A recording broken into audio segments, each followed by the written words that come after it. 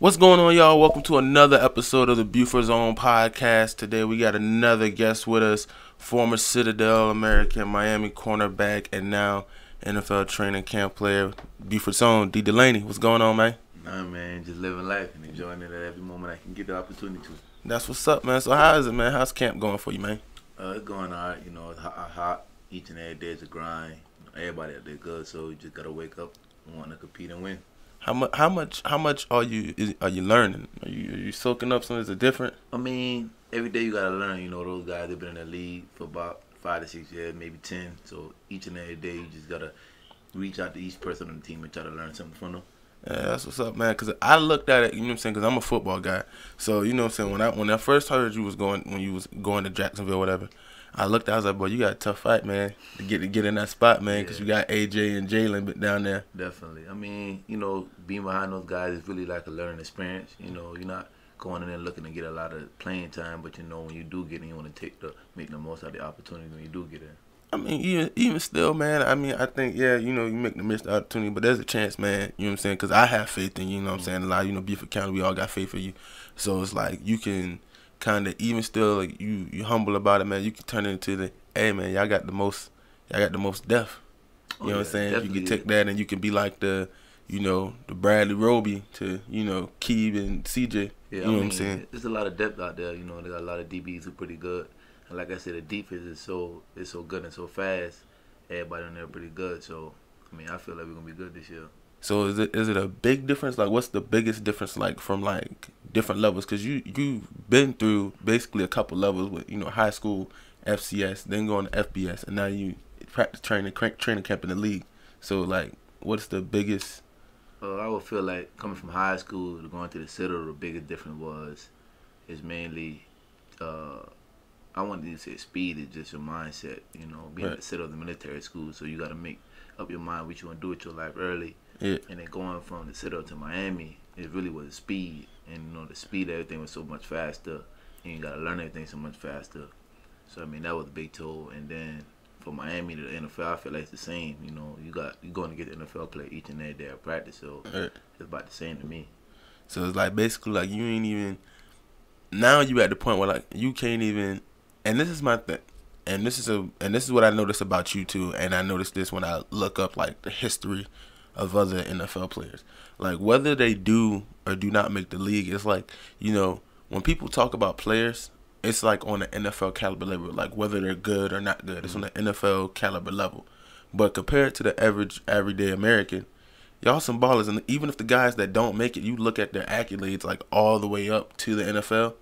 They pretty stacked, man. Oh yeah, definitely. I mean, it's when you go to training camp, you really get to see like how much good players there really are out here. Even the guys who don't even get the opportunity to be at a training camp, and you just notice like the team has to get cut down to like 63 players.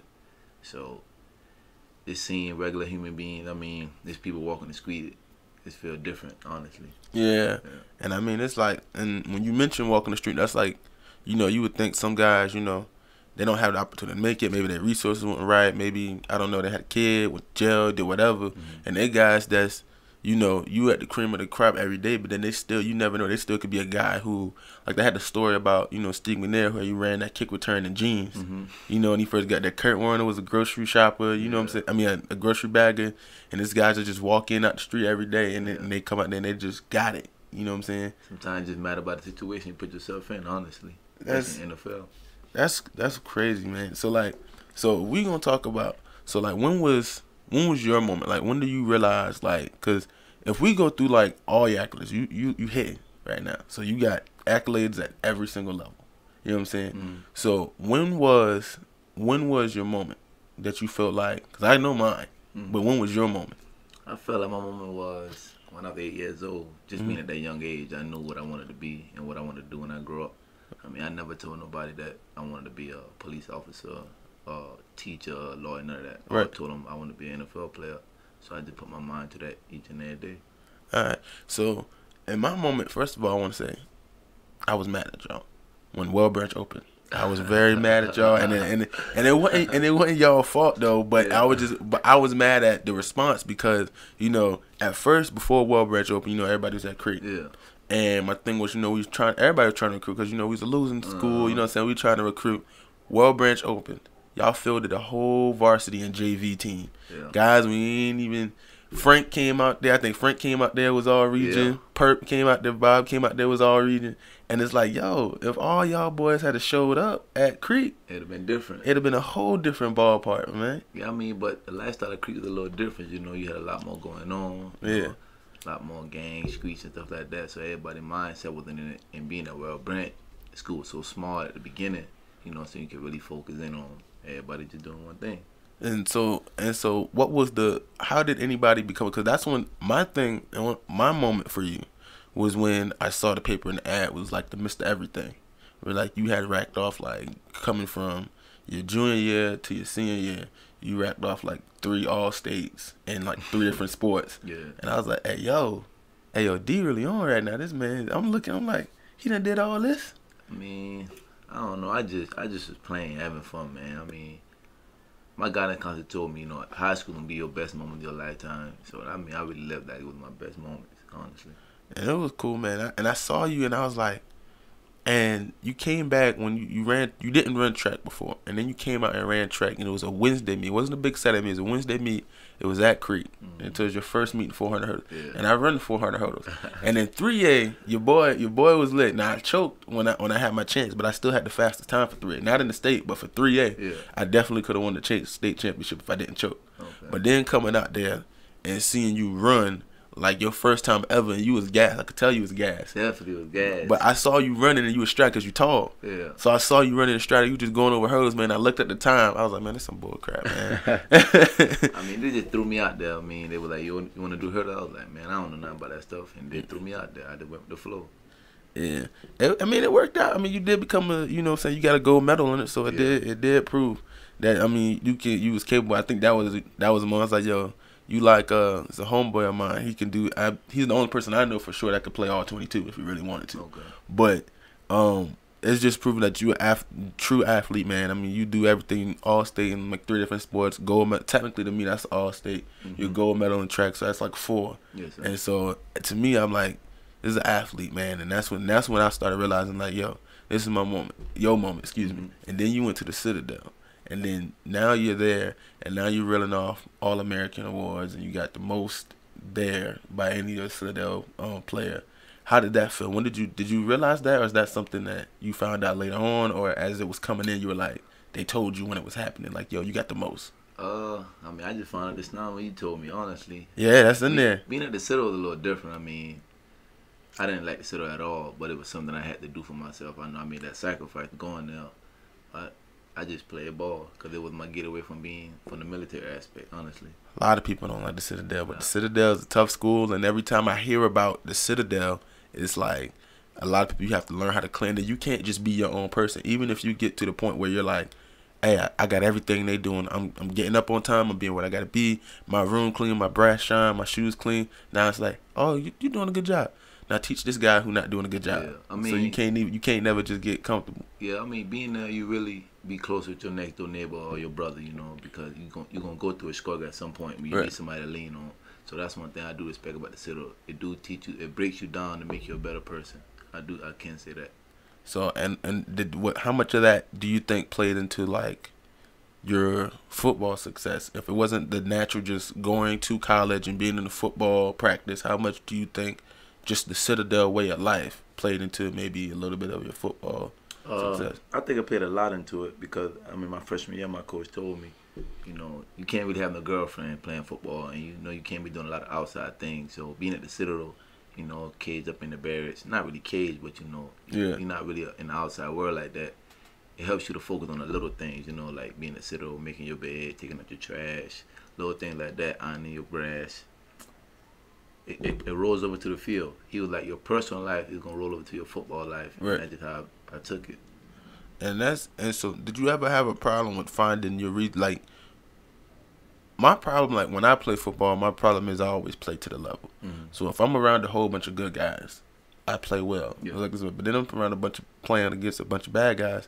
I'm just like, Mark, I do just enough to be like, get through. Yeah, to be in the cream of crop, and I think that was my issue. Did you ever have a problem with that, or did you ever have like you said you felt like it was since you were 8 years old. Mm-hmm. But did you at any point feel like, yo, I got to step up. Like maybe like most people like, hey, I don't got no offers. I'm coming into my junior year, or I'm coming. Like I really want to make my impact. Like when did you have that moment? I won't say I had the moment when I played at the same level, but I remember my 11th grade year, I got my first offer, but I wasn't even the best on the team. Josh and Andre was on that team at that moment, and those guys, they were getting getting the ball all the time and stuff like that. But I just told myself, just keep grinding, your time will come, and I just kept going hard, and I just had to step my roll up because I wanted to be that guy. Yeah, y'all had the players out there, man. I was like, man, when y'all boys left, I was just like, and I went to practice, man, and I'm just looking, and I'm just like, man, I'm like, it's just like me, it's J-Ron, it's Leroy, you know what I'm saying? You got Dooley, and then it's like, okay, where everybody else coming from? Yeah. You know what I'm saying? And we had some cats came out. I mean, we still didn't play good, but I mean, it was crazy. And then we had Amory came out, and then Amory I was excited about Amory. We was in the middle, playing linebacker, and then he got hurt, and at the end, and it was just like it kind of derailed, and then somebody went to jail, and it just diffused the whole momentum. Yeah. I'm mad they didn't let us play that first year though. I really was. That jamboree was fun now, but I'm mad they didn't let us play. So, what was it like when the difference, like when I want to talk about that deep post you made. You made it seem real deep when you was going from the Citadel to Miami. You posted a picture, you sitting in the darkness.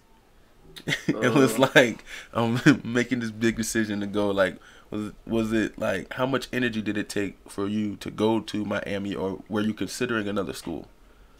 I mean, it took a lot. I wanted to go to South Carolina to be home. Yeah. But at the same time, I knew going to Miami, it was great competition out there. So I wanted to push myself and see if I could really play at that level and things like that.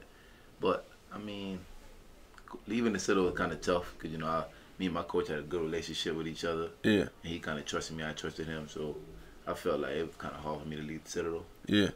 But I mean, it happened. I had to make the decision. Yeah, you want to go to South Carolina with all that's going on recently with the Steve Spurrier and all that? It was I'm homegrown, man. I wanted to be close to home, be with my family, so they could see me play. Honestly, hey, you know what? That would play a whole different role in sports if everybody felt that way. Yeah. Like, hey, I'm homegrown. If everybody from Florida went to the University of Florida, Miami, everybody to South Carolina went to, that'll be a real different dynamic to see who really has the best players wherever in the state. That'd be a whole Florida got the best though. Hey, Florida do be balling. It'd be like the Florida, Cali, Texas, man. Some of their third string players in Texas high school football, because they go up to like what 6, 7A, and I'm like, boy, that's some big schools, man. Them boys be. It's a whole different breed out there, man. They probably could beat like a low caliber college team. Definitely top programs though. Much athletes out there. Yeah. So, what was it when you were at Miami? Now, I'm reading the profile here that I got from NFL.com with Lance Zierlein. But what was it like when you first, like, when you were playing in game, right? And you started getting into the flow. Here it says you lost playing time due to performance. Now, I read you got an injury. It looks the same thing, and I'm reading you played, you started, you got hurt. Then you came back, and now you played in the championship game and you played in the bowl game. So I'm trying to figure out if you lost any time. And I was like, it don't make sense. I think that might be a misprint. Is that true? I played the first 3 games, and then I ended up getting hurt in the Florida State game. Right. So they sat me out. I didn't lose because of playing time.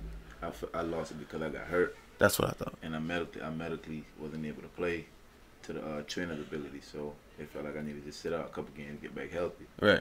And then when they felt like I was healthy, I just came back, got back in the midst of things slowly but surely. All right, so that's a misprint. Don't follow that up. I just had to make sure, man. I was like, I know my dog ain't losing no playing time, man.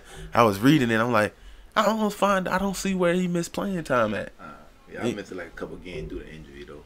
So let's talk about that Florida State game. Your first turnover, you put on the chain, you grabbed the pick. It's a big game. What was that feeling like? I saw you stand on the bleachers. I mean, I felt it felt great to me because I know how much the game meant to the team. Before going out, those guys, they were so emotional about it. To me, it wasn't emotional because I'm not from Florida, so I don't understand that Miami and Florida State rival. But to those guys, it meant a lot to them. So getting that turnover chain at that moment of the game was very pivotal. you know, those guys, they're very appreciative of that. It felt good, honestly. It felt good. Yeah. You was excited, man. You wish you could have kept it on the whole Yeah. game. I heard they take it from you. Like, you get to Yeah. wear it from, like, even if nobody don't get another turnover, they still. Yeah, I they mean, still. after, like, so when you get the turnover chain, the next possession, you know, so you give it back and go back on the field for defense. Okay. Yeah. So if nobody don't get back, nobody get it. Go back in the box. Yeah. Dang, that's crazy, man. So you wore it what, twice? Twice, yeah. Twice? Yeah. Okay. All right. And so what was it like? Like, would you went like with the pick? Like, was it when you caught it? Did you realize like was you stunned a little bit, or was you just like it's just natural? You've been doing this because I know you get the turnovers at the Citadel. I mean, I kind of just at that point in season, I was like happy because I came out struggling, you know, and just I felt like I was getting in my role and I got an interception. I was just so happy at the moment. I didn't really think about it. I was just excited, you know. I couldn't even feel like I couldn't breathe at one point. And so, did y'all feel like? And when I'm watching y'all, I watched, you know, I messaged you before about some of your plays that I was real shocked at. I was like, I didn't see them coming, like Barrios. I was like, yo, I'm watching this dude, and like every game, I'm watching the highlights to try to catch you. Yeah. And I'm like, yo, this dude catching a touchdown like every game, man. This dude real lit. He really good to me. You know what I'm saying? People don't really think he that good. To me, he's real good. You know, he got good hand. He's just small. Yeah. But he's dog at heart. You know what I'm saying? Hey, and you know what's funny? It's there's those small, and he might, because his last name sounds like he might be of a different descent. But those small white receivers, man, they're starting to become a thing now. Yeah. They starting to be throwing them boys in the slot, the Welkers, the Amendolas, the Edelmans, man. Cause like they got good hands, so it's hard to kind of, you know what I'm saying, stop those guys. Got great hands, can catch. He's real fast now. Yeah, I see that he's getting it. But I mean, he's a good player to me. And did y'all feel any type of way when y'all lost your running back? Was it Walter? Yeah, Walton. Yeah, I mean, Walton. That was a huge loss to us because, you know, he was kind of like the leader of the team. You know what I'm saying? Everybody put everything on his back. Every day he came to work. You know, he a real dog. You know what I'm saying? He from Miami. And I mean, we lost him. It was kind of tough, but you know, Travis home, he picked everything up and kept going. And I remember I watched one highlight, and it seemed like he had to get himself. He had to get. I think he felt like this was his year. Mm-hmm. And I remember watching the play. He came out and he was like real cocky. I think he all playing a smaller school. I think it was like Benedictine or something like that. Bethune-Cookman. Yeah. That's what it was. And it seemed like he came out from the highlights. It seemed like he was real cocky, and then like he wasn't hitting, and then next thing you know, he's like he got right, and then he started running, and he's like, okay, now I got to play for real. I can't just because it's Bethune-Cookman, I can't just slack up. Oh yeah, he go hard each play though. I can say that though. Okay, that's cool. So you have your college career. It's wonderful. You got All-American awards. You transfer to Miami. How would you grade your season at Miami? Probably a C. You know, it was rough though. Having to learn everything in such a fast pace, 6 months. But I mean, I'm not making no excuses. It is what it is. I made a decision. I live with it. Right. So I'll probably say like a C. You know, I learned a lot there being there. Okay. So I have here your draft profile, and now you went undrafted. I don't think you should have. Looking at some of the CBs that I don't have off the top of my head, but looking at some of the CBs that went before you, and I'm just like, you know. So what do you feel like, before we get into it, what do you feel like maybe some of your strengths or maybe one of your weaknesses are that probably led into you not being drafted? I feel like injury played a huge part into it. Right. You know, they wasn't sure about the knee on the report. It was like ACL, but it was not really wrong. My ACL, it's my LCL. So I feel like that played a huge part into it. And me just not making enough plays in Miami, honestly. Okay. And so do you want to read it? Do you want to read your strengths and weaknesses, or do you want me to read it? I mean, I already read it. You can read it. All right. You know. So we're going to tell you if you agree or if you disagree. That's what we're going to do with it. Okay, we're going to start with your strengths. So we're going to go intelligent on and off the field. I feel like nobody ever disagree with that. Yeah. You know, former high school wide receiver with ball skills and soft hands to flip the field. You fights hard on 50-50 throws. 14 career interceptions. Quick to diagnose run and head downhill to get a piece. Challenges big receivers with aggressive punctures and works off the block for tackles. Showed improvement in confidence and coverage as the season went on. So, and that's another thing. Maybe if you had another year at Miami, it'd have been a different. Miami kind of rushing in my last season, but they kind of put you out there a little bit. It was oh yeah, former All-American transfers. Yeah, you can come in, play time, and it's just straight in there. Yeah, I mean, but you gotta kind of do that. You know, that's my last year, so I had no choice but to just be out there. You know, and learn from my mistakes and keep going as I go. All right, okay. So we're gonna get into the weaknesses. This is the part where I feel like you have a lot of disputes on this part right here. All right. So you got players with hip tightness and below average athletic ability. I mean, as far as the hip tightness, I agree, but athletic ability, I don't. Okay. And we know that obviously from all the accolades with quad sport athlete, you don't hear that too often. But back pedals with a very narrow base. Oh yeah, that's just natural, honestly. Being that. I feel like everybody's narrow when they back pedals, and maybe I'm wrong, except for like I think when I was watching some DB motoring backwards, it's kind of like off the line instead of jamming. You kind of like a strawberry, but I feel like once you really try to get to your top speed, everybody get kind of narrow. Yeah, I mean that's a little thing, but you can work on that. You can always get that better. All right, lax knee bend and smoothness in transitions. I'd say 50-50, Sometimes yeah, and then sometimes no. It just depends, honestly. And then struggled badly to stay connected to routes as an outside cornerback. That's one thing I can say was different from Miami to Citadel. Those guys, it was fast, and I wasn't used to that. So being at that level is a little different. And I mean, it showed at Miami a little bit, but I felt like I got better as the season went on. And I think with me, and I can't say Lance because Lance Zorlan, he was a football player, but I think he was a kicker. But my thing is when you play in that position, and this is my thing about draft profiles, is that they it's their job to try and find something, like even if it's not really that major. Yeah. You know what I'm saying? Everybody, I mean the guys, like if you seen like when after a guy like Von Miller, Pro Bowl, All Pro, Super Bowl MVP, defensive MVP. And then they had him read his draft profile, and he was like, "Oh man, like this is horrible. This is their job to try to nitpick something and find it." You know what I'm saying? Even though they don't really know. I mean, that's one thing I did learn going to Miami. You can't really listen to the critics. You know what I'm saying? They're gonna love you, they're gonna hate you. So little things like that, you can look at them. You know what I'm saying? Think about how you want to think about it, but I don't take it to heart because I mean that's their job. Right, and I think you had to learn. And I think the thing is like when you come into a different field and you move up to a different level, I think what you have to realize is how much can you use your athletic ability 100% of the time. Because I think at a lower level, like let's say like if we go to the high school level and you turn on the tape and you could tell you were one of the best players on the field, you probably didn't have to use 100% of your athletic ability. I mean, you have your own drive and your person, I want to score, I want to make plays. But there were some times where you didn't really have to use 100%. You could get a bad player and you can be like, okay, I don't got to run as fast to cover him.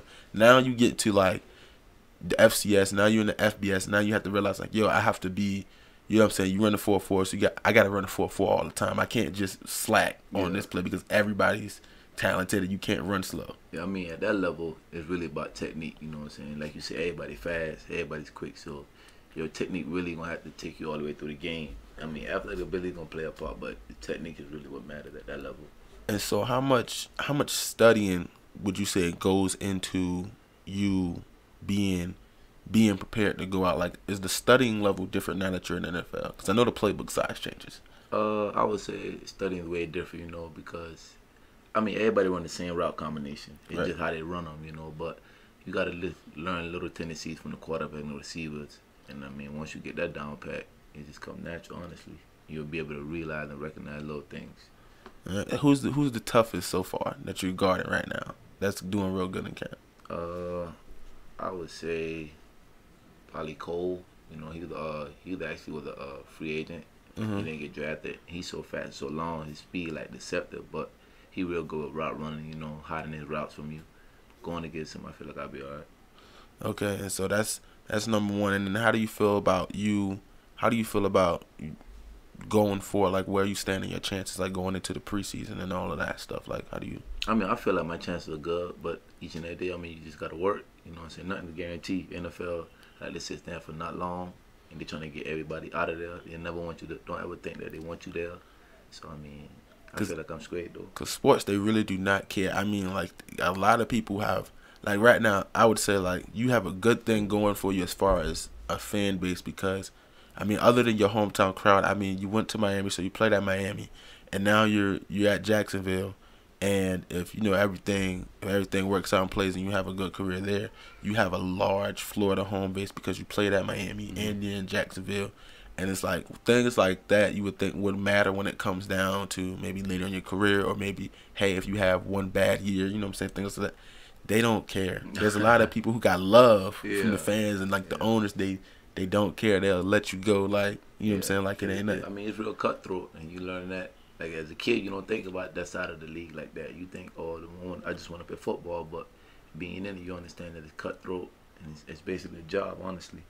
And what's the one thing, like, if everything works out and you were to come back here in a couple years, because I plan on this being here, what is the one thing you would want to say changed if you come back? Let's say 5 years down the line. I want to say nothing changed, honestly. I mean, I want to be the same person, working hard, humble guy, God-fearing. I don't want nothing to change. And how's the reaction been since you've been home? Like, you having fun, you had your career success at college, and now you're there in the training camp. How much have people been responding?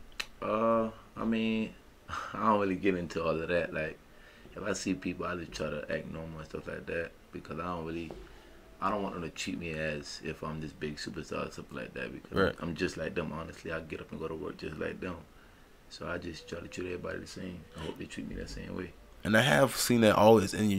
You've been the guy, but at the same time, you've always been humble about it the whole time. It's like, hey, it's like, even though it's like when people try to walk through you, hey man, what's up, man? I saw you on TV, or I saw you accolades. I heard about this YZ. I saw this picture on Facebook. You just kind of like try to like brush it off, kind of like, oh, okay, all right, yeah, what's going on? Yeah, I don't try to like get all hype about it, not like that, because at any moment it can be taken away. You know what I'm saying? Some people just there for the moment. Some people there who really care. So I just treat everybody the same. So what your trophy case look like, man? I mean, I don't really got no trophy case, but I got like in my mom's living room. It got a lot of trophies and stuff and accolades and stuff. Let's say something like I got out there. Joe's probably like a little bit more helpful. It's a lot, but I don't really. I get that stuff to my mom, my uncle. If it was for me, I'd throw them away. I started throwing away a couple of things, but they got mad at me, so they make me keep everything. See, that's when you know you're doing all right. You just throwing away like, I got you, man. I don't really want this one. I'm gonna just throw this one away. I don't try to live in the past, because I can't go back there. Everybody judges what you're doing now. That is true. Everybody is now, and that's another thing when it comes to, like we were talking about the NFL. You know what I'm saying? Everybody in it now, you could have had a wonderful career, or whatever you did in the past, it could have been wonderful, could have been great, and then you have that one off year, and they be like, you don't got it no more, we need to replace him, he might be, and they try to, and the motto is, and I can't blame them for it, but the motto is a year too early before a year too late. Yeah. Because you never want to be in that year too late spot, because it's real big, and that's what pushed me to do this, because if I think about you, and I'm going to say this probably in a couple of shows, like I said, I messaged you like 2 years ago about this. You know what I'm saying? And it's like, it's crazy how long it took. And it was like, I'm just sitting here now and I'm just like, why did it take me so long to get this together? You know what I'm saying? But, now that it's here, it does feel wonderful. But I just feel like it's good to think like, why it took you so long? But you can now say that you got it running, you know what I'm saying? Right. It's not about how fast you do it, just about as long as you're doing it. You're doing something different than everybody else doing. I do see. So, I mean, it's the first thing. I feel like it's a good thing that you're doing it, honestly. And what's the, and before we get out of here, man, what would you say is the biggest thing you learned? Like, what is the experience takeaway? Like, is Tom, is like, you ran into Tom Coughlin. He's a tough guy, no? Yeah, all right. I mean, he real quick, but he mean business too. Right. But I feel like he human just like us, so he got the downtime, the uptime. That's cool. There any fights at training camp? Anybody getting into it? Nah, they don't really. I mean, they grown men, so they arguing and taking tap, but no fights. Not like that. Too crazy. That's good. That's what's up, man. Yeah. Well, I want to thank you for stopping by, man. It was great to have you in here, man. It was nice talking to you, seeing you again after you came and ruined my day at work, coming in 30 deep with everybody. Man, I appreciate you having me here, man. It's a nice opportunity. Yeah, man. It's nice and fun. All right, y'all, man. It's Delaney. It's Buford's Own. All right.